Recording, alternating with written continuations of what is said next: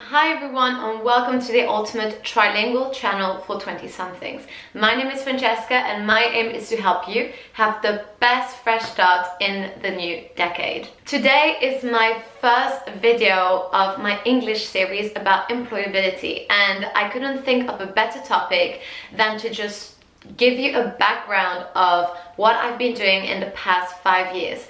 Most of you guys who are following me, who've subscribed to me, know me as the ultimate channel for students. I was talking about student life in the UK, especially in Exeter University. But obviously most of you now are either about to graduate or have already graduated, and it comes to a point where you get a bit stuck when it comes to employability. Having 2 to 3 years more than you guys, it is time for me to actually open up about my experiences and then give you the tips. Basically, I'm going to explain to you what has been happening from a career perspective in the past 5 years.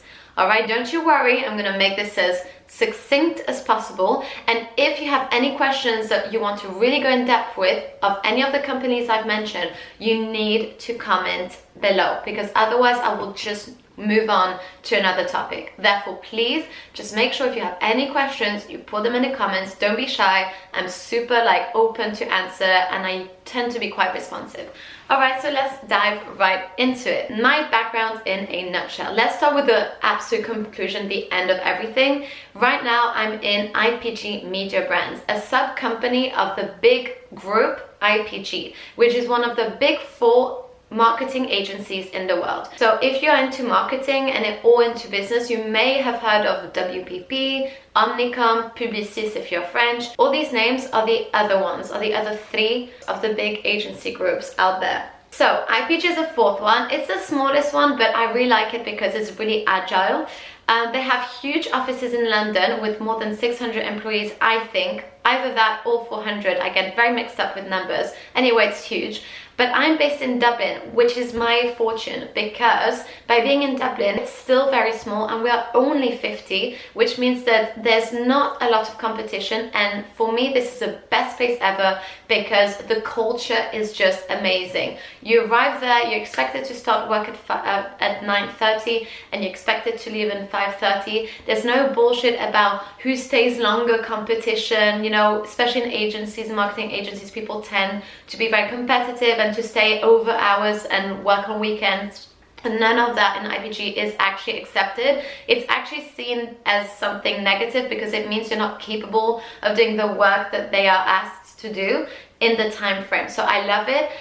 They give us the most amazing gifts. They really take care of us. It's just amazing. The vibes are great. And for me personally, that's my #1 requirement. And also the fact that since it's such a small group of only 50 people, but it's a huge company, you have that feeling of being in a startup. You have so much responsibility. Like I, for instance, own something like 8 clients, 10 accounts, something like that, and I'm the only one doing those for digital marketing. And so it gives you so much responsibility. You're not competing with anyone, and I love that. I'm extremely happy with where I am. I will start speaking in the French series about my goals in life. Obviously, my ultimate goal is not to be at a desk job doing a 9 till 5. But I will explain in those series why this is the best place for me, or maybe in another video here. But let's talk about the background. In 2013, I started my business and management course at Exeter University. I did that because I had absolutely no clue what I wanted to do with my life. I didn't know, and business management, as I explained many times in this channel, is the course that opens so many doors, that is the most respected for the amount of work you do, which is pretty much none. Honestly, business management students who complain about the workload need to really get a grip, because law students, medicine students have it so much harder than business management students. That's what I think. Anyway, obviously business management is a bit plain, so during my uni I wanted to spice that up with some Mandarin Chinese. So I decided in the first 2 years to study Mandarin Chinese as a optional course that you could do in order to, you can choose. Business and management is so vague that you can choose whatever you want, finance, marketing, whatever, but you can also choose a language if you want to. So that's what I did in Exeter. I went for Mandarin. I managed to have Mandarin Chinese on my degree, although let's let's face it, I really do not know how to speak Mandarin. I mean, I know the basics, but that's about it. But I still got it on my degree, so really spiced it up for me. But most importantly, I did a year in industry. What is that? So for those who don't know anything about the English system, usually you do your degree in 3 years, the normal ones, not the medicine, I don't know what. But the usual degrees are usual 3 years, but you can decide to do a 4th year. In your 3rd year, you can decide to go abroad. So people call it Erasmus if they study.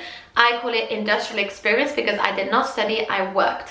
And that was actually such a good shout because it introduced me of what's actually gonna happen in the future once I graduate. And it definitely gave me an advantage of my fellow 3-year course people, like colleagues, peers, because I understood I had to learn early on how to apply for jobs, how to make interviews. Like I started in 2nd year, so that was in 2014. I had to start as early as in 2014, so not even a year after I arrived to uni, I had to learn how to do CVs, cover letters, interviews, assessment centers.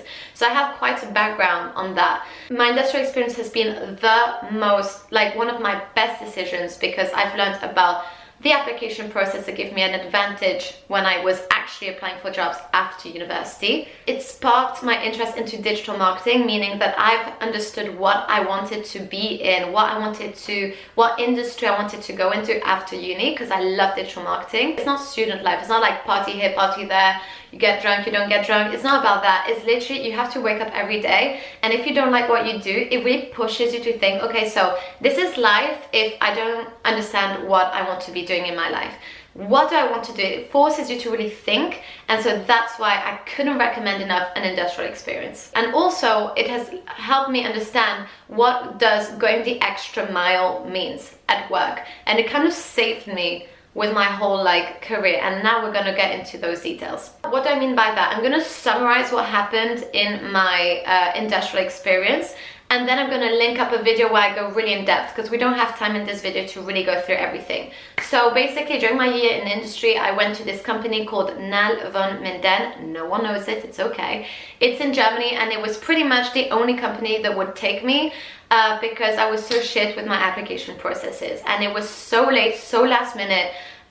So I got in there. They wanted me because of my languages. Although I did not know German, I had 4 languages on my CV that they were very interested in.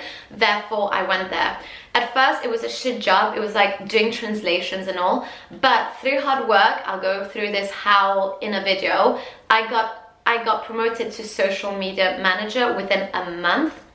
So I had all of the access to social media, and I was basically deciding what this brand was going to put on their social media. So that was huge because I had no fucking clue what to do, and I had to basically learn. And it's like that, what they say about entrepreneurs, you jump off a cliff and then on the way down you learn how to build wings for yourself. That was basically what happened.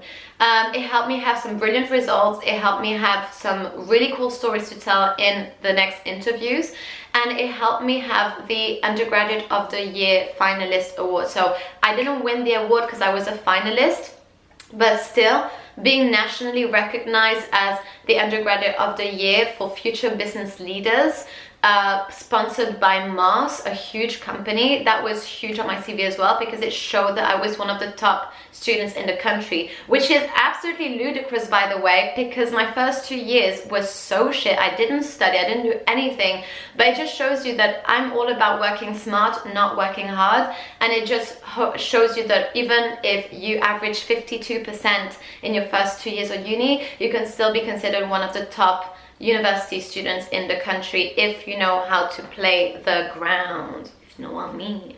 Anyway, enough with that bullshit. If you want more information, comment your question. I will make a video just about that where I explain how and the details and the blah. So I worked hard and graduated with a 2-1. Cool. What happened after I graduated? If you want to know how I did that, I have a video of how I saved my degree. I'll link it here or here somewhere. You will see it. That's a video I already made on how I saved my degree because I was so freaking proud I made it, you know, 2-1. Wow, amazing. For the amount of work, I mean, guys, people knew they were going to graduate, so therefore in 2017 people were like really stressing about what they were going to do after uni. Like it was just crazy environment. Everyone was like, What are you going to do next? What are you going to do after uni? What's going to happen? And everyone was asking this question every single day, no matter where you went to campus, whether it's your parents, whether it's your friends, whether it's everyone was asking that. It's so stressful, and people get so stressed because they think that if they don't have something, September, the 2 months after they graduate, they're freaking losers. And that couldn't be further from the truth. So I kind of escaped this whole kind of bad vibe, I would say, by just saying I'm just going to stay in Exeter, have a little part-time job, and do what I really wanted to do, my passion, which was videography. So I'm not going to go through this in details, but basically I did a videography project in my final year at university that didn't really go well because I was scared of posting my really good video. It's not really good, but it was a really good start, okay? And then after that, I stayed 6 months in Exeter because I didn't want to leave, which is fair enough. If you don't want to leave, you don't have to force yourself. But most importantly, I really wanted to give myself the opportunity to follow my passion and see where that would bring me. So I stayed in Exeter for 6 months, did videos, really coordinated a whole group of freshers, actors, videographers, blah, blah, blah. And it went well. The video, I still have it, is actually really cool, but I was too scared to post it, which was a huge, I don't know what happened. I don't know what happens still today, because I could post it now, but I'm still scared. It's just fear just grabbed me, and I just can't post what I've been doing, which is a shame for the people who've been working with me, but luckily they don't hate me. But obviously when you've all been working on a project and all, and you don't see the results, it's kind of shit for the people who've been working with you. Yeah, one day I'll apologize properly to those people. I was just being a freaking pussy about it. I just couldn't post my work. It's just so scary. I don't know how to explain it. That was something that I put so much energy in, and I just couldn't give birth to it. After feeling like a failure because I couldn't post my own creations, and having the whole, a few people saying, oh, what is she still doing here? She graduated, why is she in Exeter? What about that video? Oh, she's not posting it, blah, blah, blah. I kind of had to find confidence in myself again, and the only way I can find confidence sometimes is to prove people wrong. People were assuming that just because I stayed in Exeter for 6 months meant that I actually didn't find a job, that I was not worthy of a job because no one wanted me. That couldn't be further from the truth. I stayed in Exeter because I wanted to stay in Exeter. I did not apply for jobs in September. I just wanted to stay, but people just, obviously, they always judge, they always assume. Do not take it personally. That's just how life goes. But after a bit, you could really feel that pressure, those eyes on you, what the fuck is she doing with her life? So that kind of since I realized I was not going to post my video, I didn't have the balls to do it properly, I said, okay, friend, it's okay. You try to do your passion, you are not ready for that. Therefore, just apply for jobs and get into something amazing, because you know how to get into something amazing.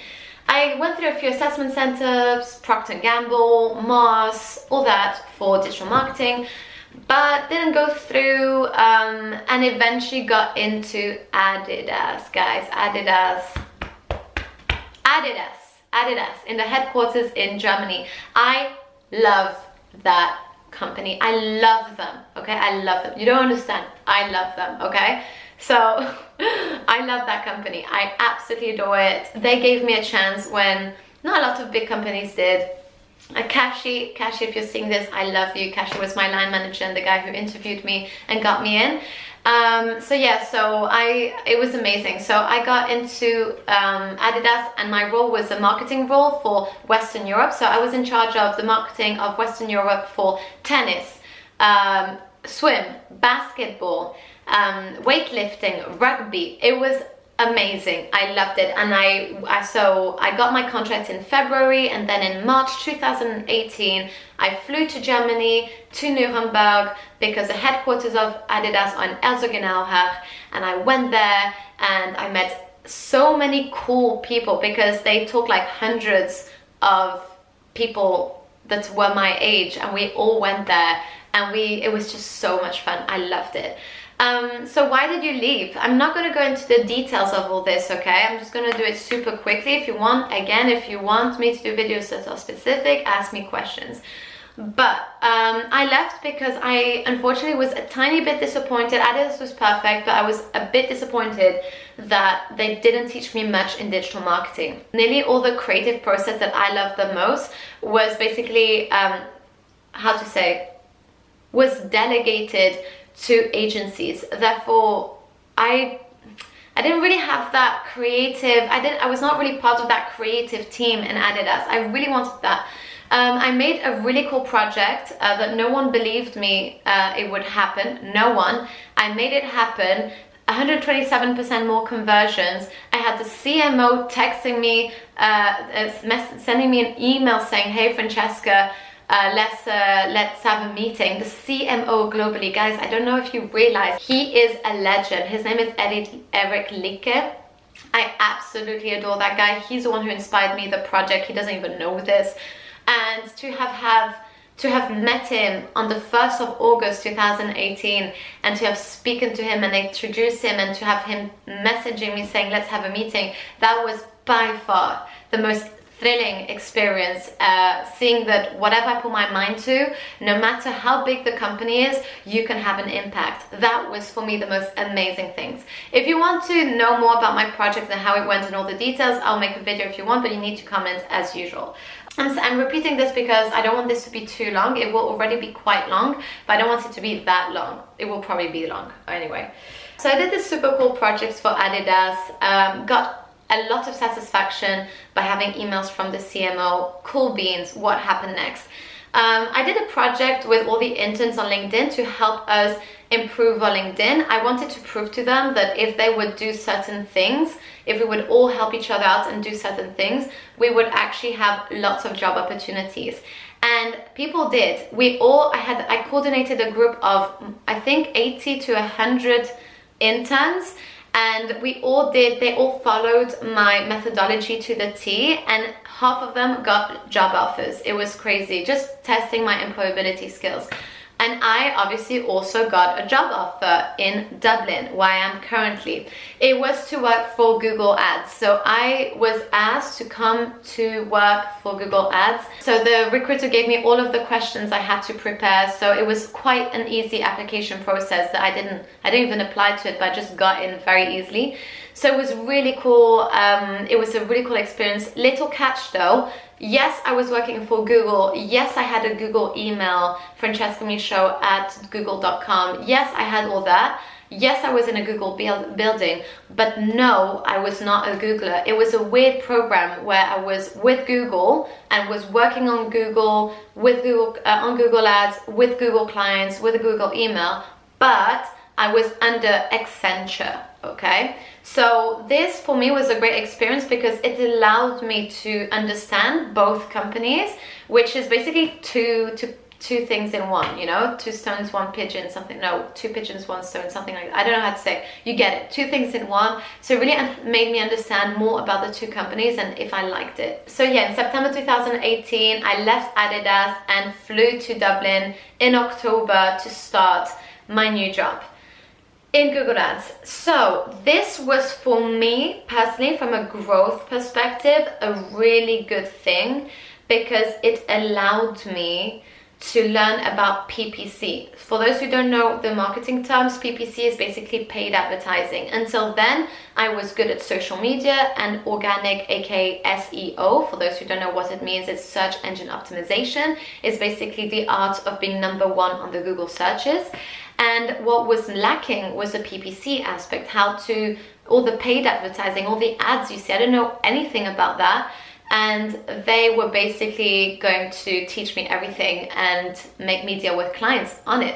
So that was perfect. The perfect experience for me, exactly what I needed, but the culture was absolutely crap. As I said, it was not a Google post, it was Google and Accenture, meaning that no one gave a crap about us, and it really, really hurt me. It was, for me, one of the most abusive experience I've ever been in mentally. I don't say abusive lightly. If I'm saying it, it's because there are a lot of things that have happened, and I really do not use that word lightly. Actually, in all of my videos, I think this is the first time I ever use it. So trust me when I say that that was a really horrid experience from a personal point of view, but luckily it was balanced out at some point by the learning experience. Anyway, it came to a point where I went through a mental breakdown because it was so bad, and I just had to leave, even if I didn't have a job. And one of my friends in Dublin said, oh, why don't you come and work for Indeed? Indeed is basically a platform on how to help people have jobs.